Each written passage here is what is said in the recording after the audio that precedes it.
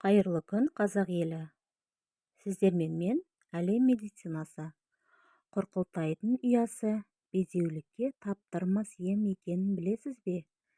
Тек безеулікке емес, 80 ауруға ем. Құрқылтай өте қасиетті құс.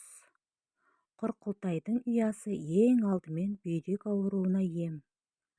Бүйректе құм, тоз болса, суықтаған болса, құрқылтайдың ұясын бісміллах деп қақ ортасынан бөліп, екі бүйрекке таңып қояды. Сыртынан жылы орап қою керек.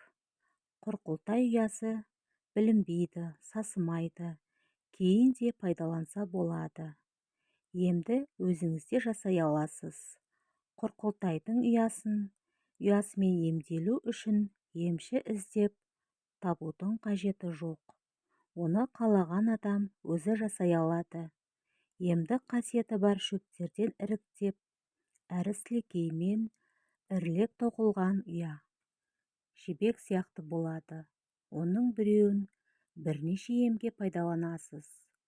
Цистит кезінде немесе бала шыжың болса, ересектерде де зәр шықпау немесе жиі мазалауында, қуыққа тас байланғанда, қуық қабынғанда, ұядан азырақ бөліп алып, түтіп, шұқырлау темір ыдысқа саласыз да, оған азырақ қана адыраспан қосасыз. Оны адыраспан түтеткендей түтету керек. Қыз-келіншектер ұзын етек, көйлек, ал ер адамдар белінен төмен жамылған жамылғы орап алады да, сол түтін басылғанша үстіне отырады. Оған әрі кеткенде 10-15 минут қана уақыт кетеді. Сосын жылы киініп алу шарт.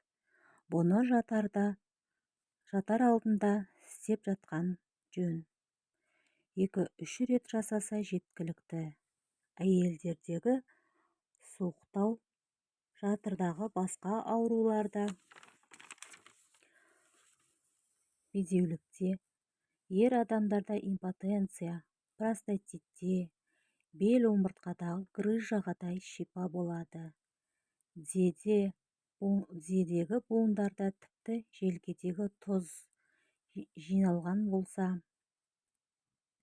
сарысу жиналу, аяқ буындарының ісінуін, сүйектің қақсауында, жаңа оралған бидайдың сабағын алып, құрқылтай ұясының азғантай бөлігін алып, суға бір қайнатып айналасын қымтап, сол қоймалжыңға тізерлеп отырады. Оны азырақ мөлшерде жасап қалыңдау матаға салып, екі тізеге, желкеге таңып қоюға да болады. Қаны қою, үйіп қала беретін адамдарға радикулит, остеохондрозда да осы амал ем. Ескертетін жайт, ем екен деп құрқылтайдың ұясын кез келген уақытта алуға болмайды. Ұяны балапаны қанат қағып, ұшып кетіп, ұя бос қалғанда ғана алуға болады. Әйтпесе киелі құстың киесі ұрады. Сіздермен болған мен әлем медицинасы. Бұл ақпарат ұнаса, маған тіркеліп, лайк басып, қоңыраушаны баса кетіңіздер. Алда талай ақпаратпен бөлісетін боламын.